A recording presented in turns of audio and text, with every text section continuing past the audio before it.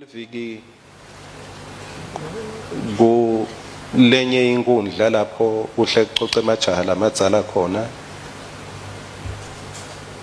noma ngingakunaki konke kepha emehlo ami abone inkulumo leyakhulunywa ngilomunye akhuluma ngendzaba yepolitiki lamanye amagama kumbe ngeke ngiwahumushe kahle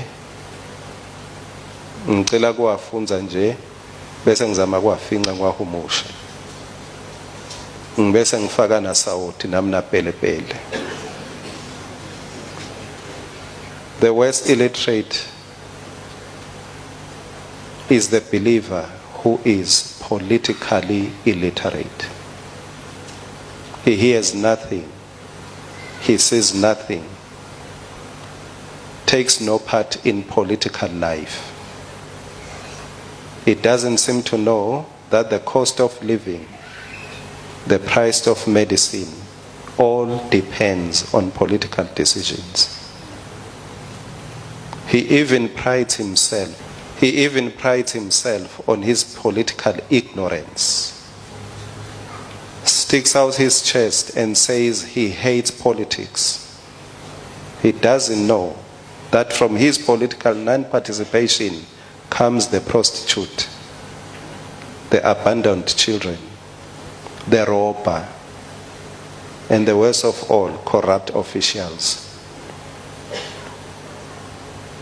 Same-sex marriages are endorsed in the political sphere. Abortion, laws on abortion are endorsed le kapolitiki. Lo lenkulumo ithi umuntu lengathi uphila ngekutiyenga kabuhlungu ngase sengithi ngumzalwane ke ngumzalwane lothi uyayinyanya ipolitiki lothi angiyingeneli ipolitiki kanzi letinto letitsinzana nawe letinqumo takhona lithathwa ngilaba labapolitiki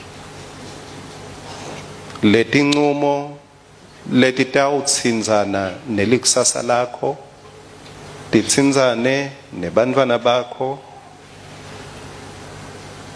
ngoba mangabe kuthiwa kuyaphasa ukuthi laba thuna bathatha nebodwana lo wakho umntwana awuhlali naye ekhaya umthumela lesikolweni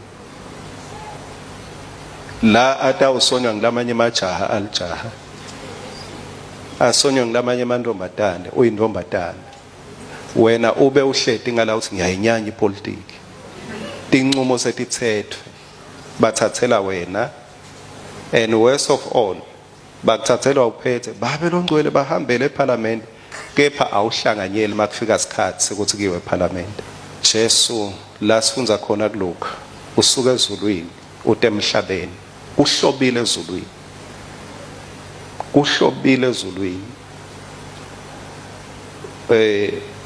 mangabe ngekuhloba kwasezulwini ngoba ngidele kungabekisa ngako unganathe emanti achithekele phasi ungadla incwancwa ayichithekele phasi kuhlobile kuclean kuneat kungcwele washiya izulu Jesu weda la emhlabeni la sebathi animbuke udla netihlophoyi the most holiest person uyohlala yodla netihlophoyi lokho kusho ukuthi bungcwele bethu abususenda sibe bahle kithi bungcwele bethu abende umhlaba ube kahle.